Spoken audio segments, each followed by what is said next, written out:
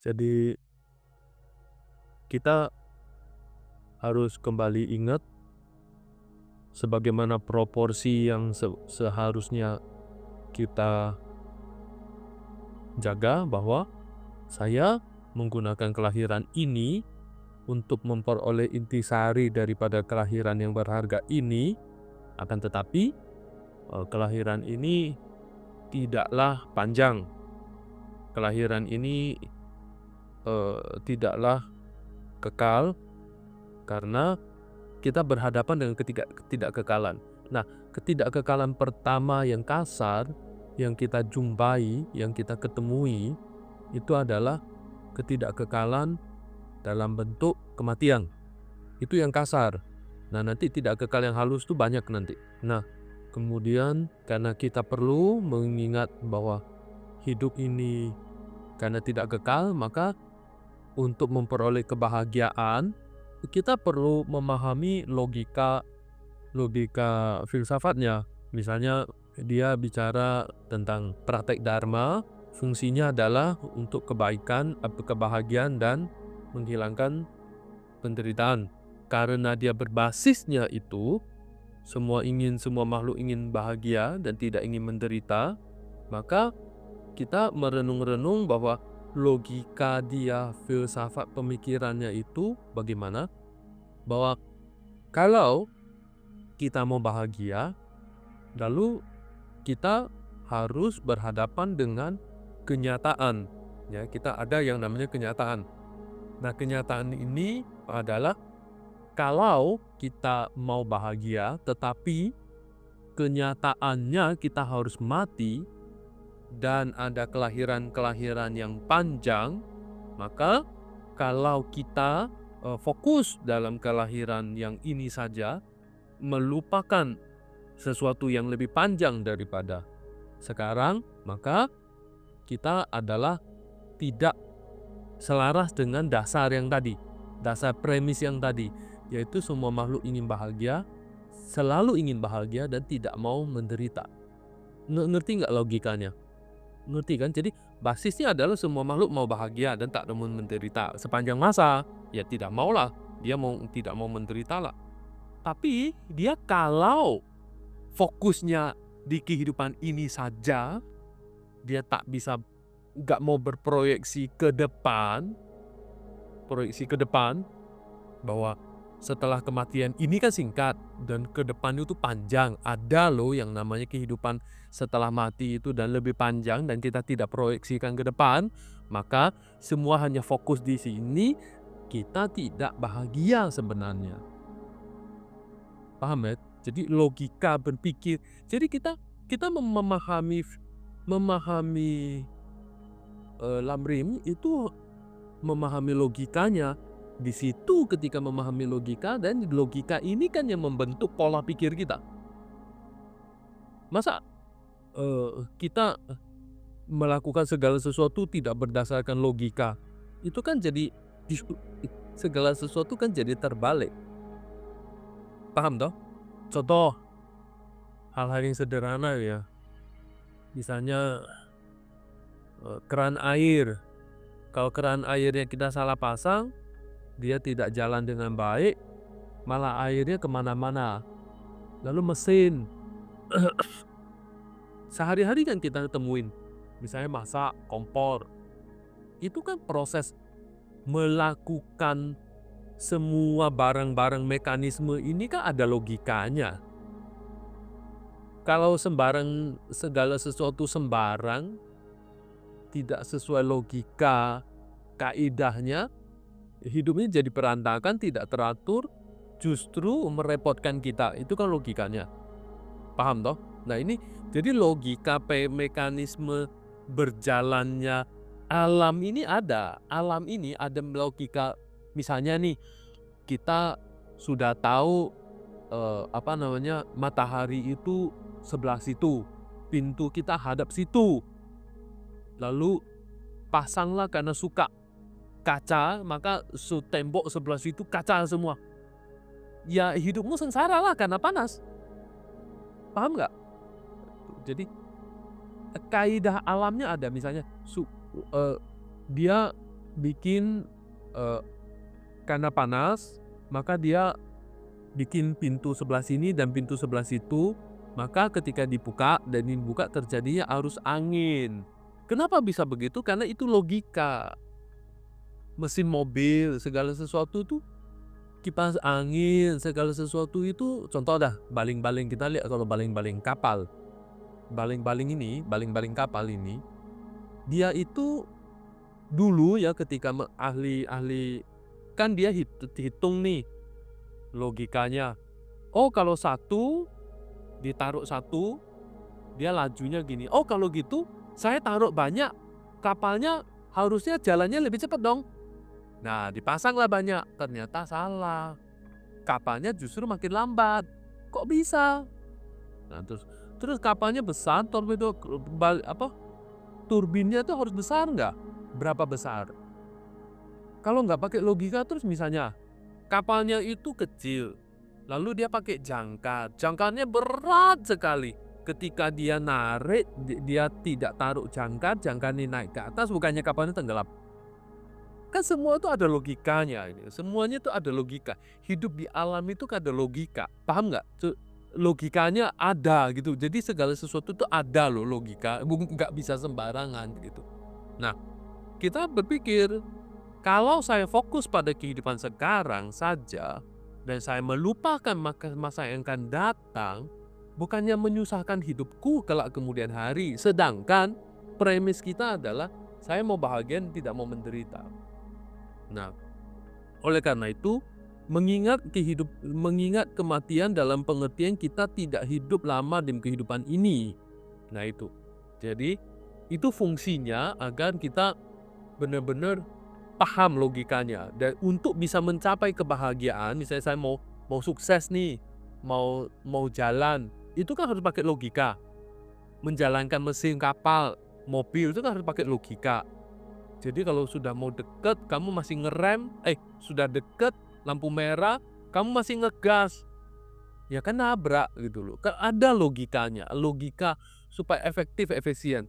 Nah, dengan demikian pula sama, logika filsafatnya itu ada, ya. Nah sekarang kemarin tidak sampai kerugian tidak mengingat kematian ya. Satu, kerugian karena kita gagal mengingat. Ada 6 subtopik di sini. Jadi tapi saya nggak perlu bahas banyak-banyak, tapi kurang lebih intinya adalah kalau kita tidak mengingat kematian, maka kita akan berpikir segala sesuatu ini kekal. Jadi satu, kerugian karena gagal mengingat dharma. Akibat dari kegagalan kita mengingat kematian adalah kita selalu berpikir tentang hal-hal kehidupan ini. Jadi kalau kita tidak mengingat hal-hal tentang kematian, yang kita di benak kita itu adalah segala sesuatu itu kan, oh saya tidak mati. Oh ya, saya akan mati tapi tidak hari ini, tidak besok. Besok lagi dipikir, oh tidak besok. I'm not going to die today. Besok I'm not going to die today. Sampai ketika sudah sekarang. Nah lalu kita akan fokus dalam makan, pakaian, reputasi, dan dianggap kebutuhan ini suruh praktek dharma, dia akan mengatakan, kamu menghalang-halangi aku untuk. Jadi kita kalau fokus, dibalik logikanya dibalik. Tapi sama, kita kalau fokusnya terlalu banyak dalam makan, pakaian, hal-hal senang-senang, karena hidup ini cuma sekali, setelah mati tak ada lagi. Kalau disuruh praktek dharma, maka kita akan mengatakan, kamu menghalang-halangi kebahagiaanku di kehidupan ini. Ya.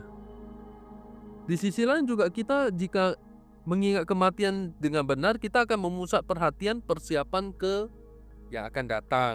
Kita akan pergi, seperti kita mau pergi berkunjung ke suatu tempat dan kita selalu siap. Koper itu selalu ready untuk berangkat. Jadi ini ada orang Tibet, ketika kisah orang-orang Tibet, orang awal-awal Tibet mengungsi ke India, mereka berpikir, saya ngungsi hanya untuk sementara. Jadi saya nenek-nenek kakek-kakek yang orang Tibet yang ngungsi di angkatan pertama datang itu selalu setiap hari berkala sering maksudnya kemas-kemas kopernya. Dia selalu bilang sama anaknya, "Kita akan kembali ke Tibet. Kita akan kembali ke Tibet. Kita akan kembali ke Tibet." Nah, dia tuh sudah siap sebenarnya untuk ninggalin India, akan kembali ke. Nah, pola sikap seperti ini yang namanya siap senantiasa berangkat kematian. Nah, apakah kita bisa punya seperti itu? Nah, coba kita renungkan. Kita itu sudah sangat melekat dengan kehidupan saat ini. Mari kita merenung. Mari kita cek ke diri kita masing-masing nih ya. Semua orang nanti mata merem, cek ke hati. Kita hidup di dunia ini sekarang ini, ya, yang sekarang ini. Coba tanya diri kita, bagian mana yang saya sulit untuk lepas? Misalnya, makan saya sulit lepas, istri sulit lepas, pacar sulit lepas, kerjaan sulit lepas, kesenangan sulit lepas, senang-senang sulit lepas, makanan sulit lepas, atau harta benda. Bisa coba tanya pada diri kita, apa yang sulit saya lepas dengan misal keluarga, bapak, ibu, adik, istri, anak, anjing, rumah, semua hal. Coba tanya diri kita, bagian mana di otak kita, di hati kita, ada bagian mana, which one, bagian mana, naik ke pufon adalah yang paling sulit kita lepas atau tidak sanggup kita lepas. Ya hal-hal seperti itu, misalnya rumah lah, keluarga lah, orang tua lah, segala macam. Coba tanya diri kita, ada nggak? Kalau ada, berapa? Coba ditanya, apakah kalian menemukan?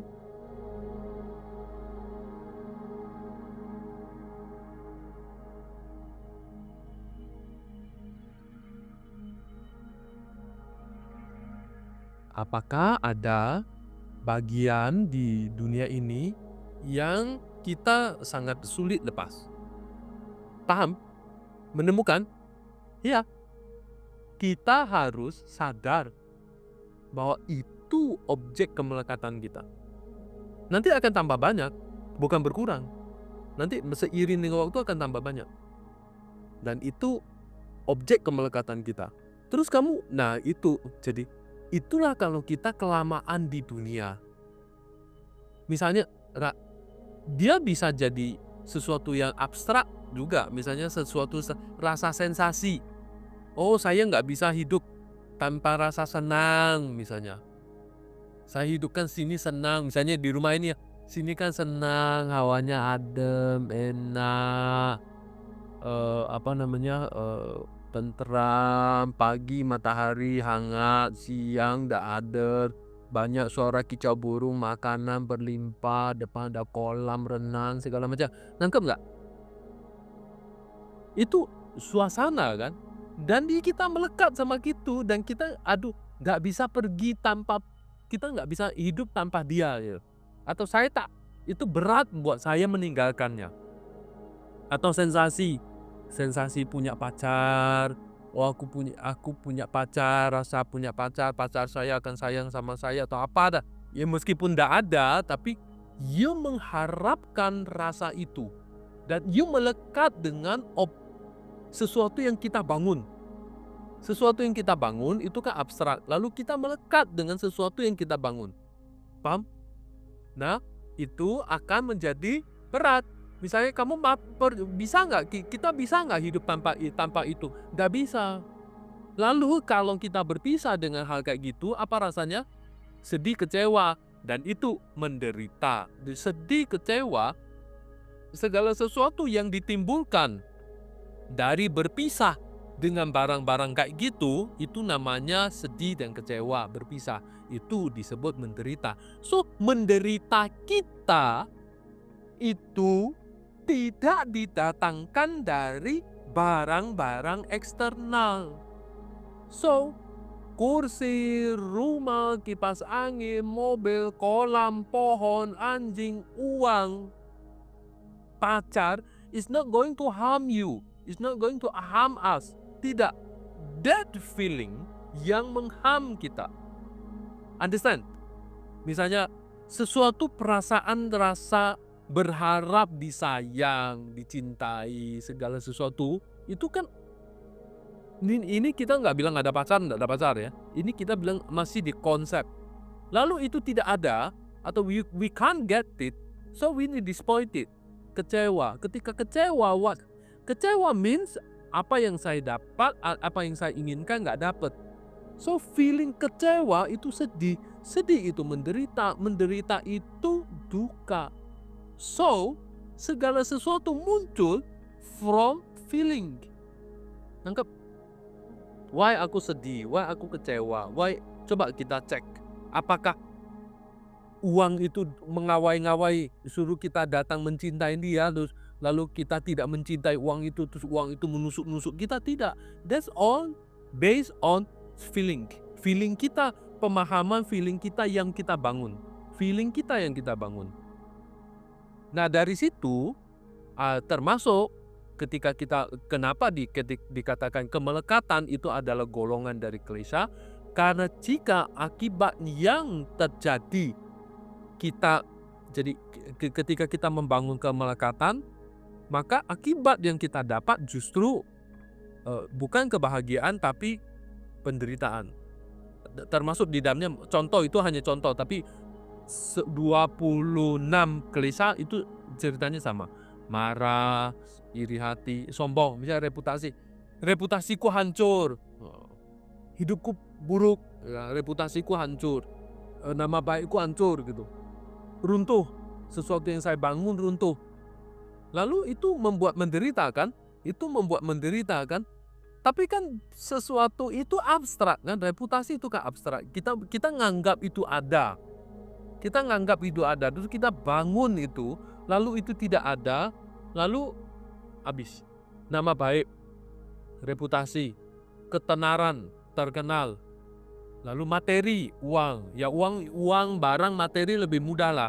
Jam rusak misalnya, jam Rolex besar rusak, sepeda rusak, motor tabrak, mobil penyok, sakit hati.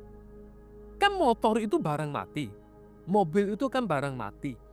Nabrak, kok kamu sedih? Kok kita sedih? HP bagus ini jatuh, piak pecah, penyok, sompel lecet di sudutnya. Aduh, sintiasi kata orang Cina. Hatinya sakit banget.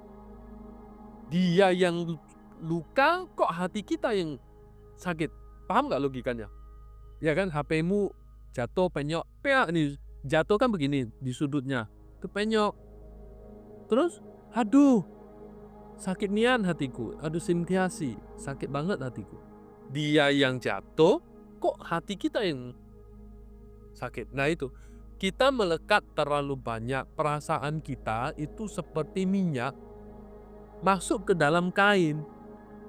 Kain tuh loh, kalau kotoran dikibas-kibas kan hilang nih kotorannya. Minyak masuk ke dalam kain itu dikibas-kibas nggak hilang. Dan cuci pun nggak bisa hilang, ya kan? Logikanya begitu. Nah kemelekatan itu diibaratkan seperti itu. Dia masuk ke dalam sesuatu objek seolah-olah dia itu menjadi hidup, dia ndak ada, kita berpisah dengan dia atau lecet, luka, dan kita mengalami perasaan tidak enak, tidak nyaman, those called menderita. Itu disebut penderitaan. Nah, kalau begitu, siapa yang dihit? Siapa yang dihit? Siapa yang disalahkan? Masa barang? Kan tidak kan?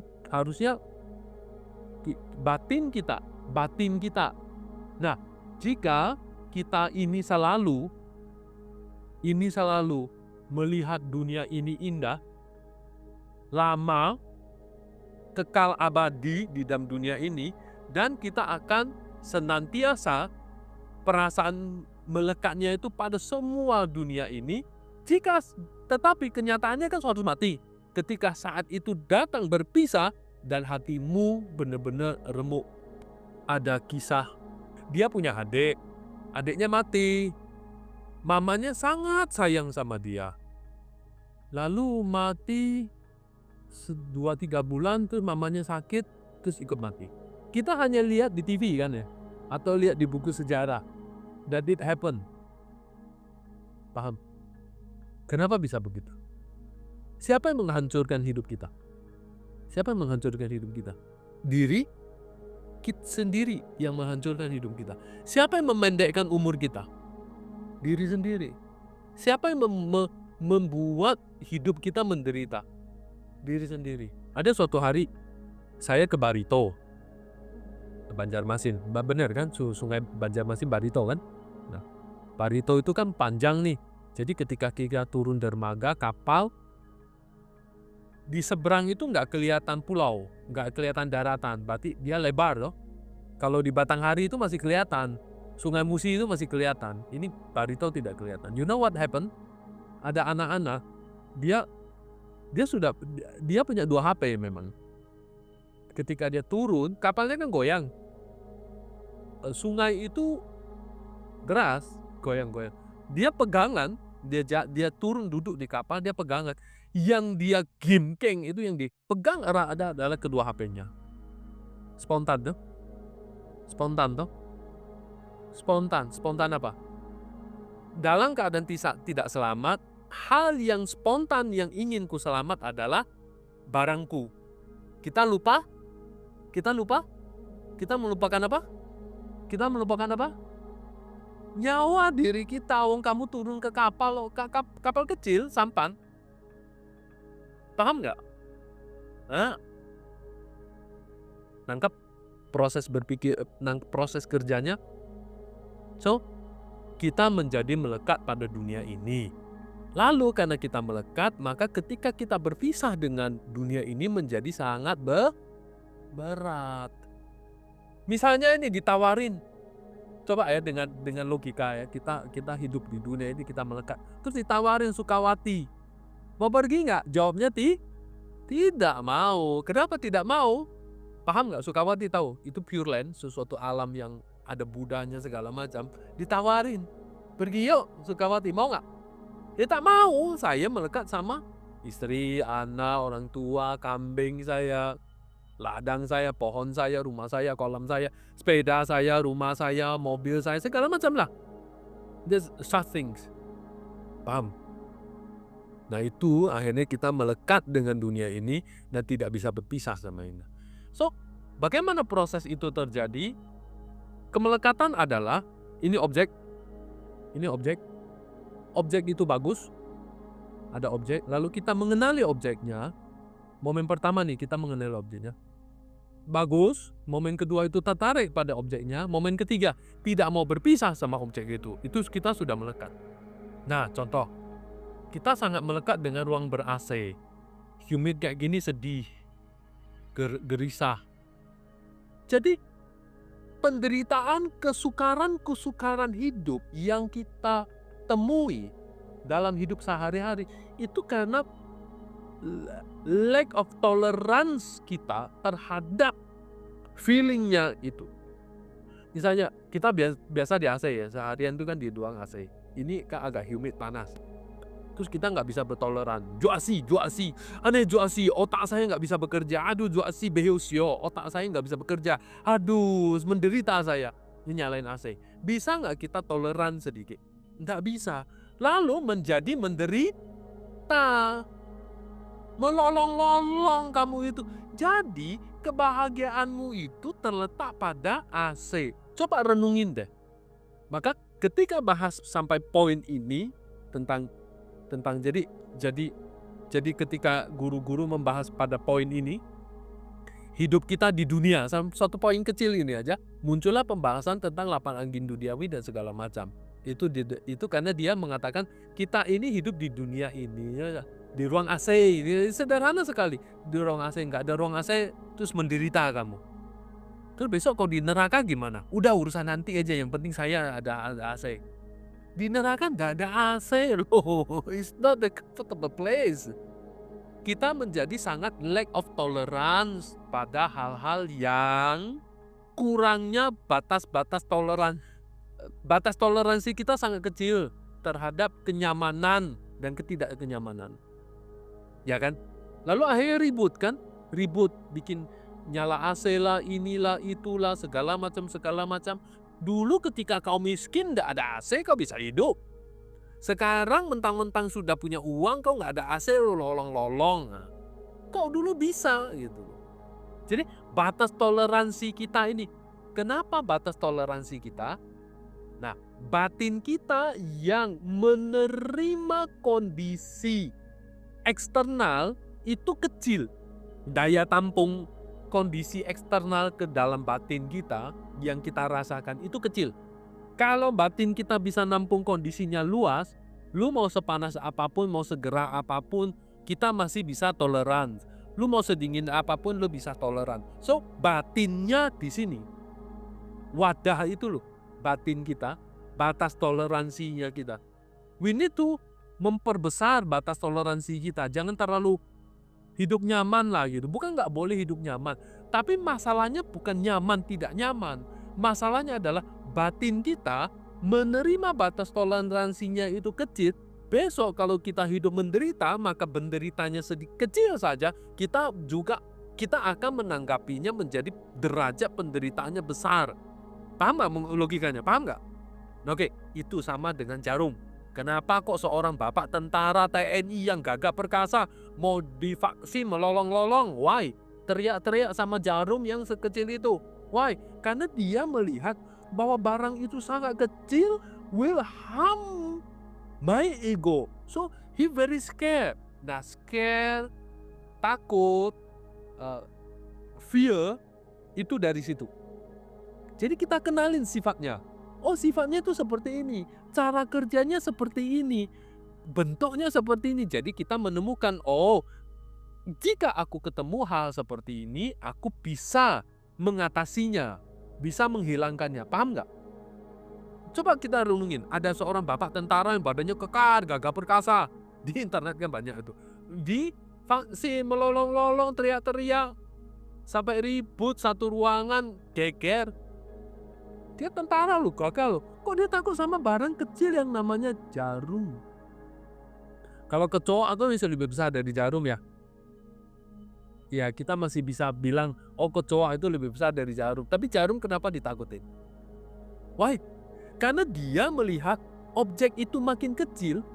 Ya kalimatnya, objek itu makin kecil, makin menyerangnya makin besar.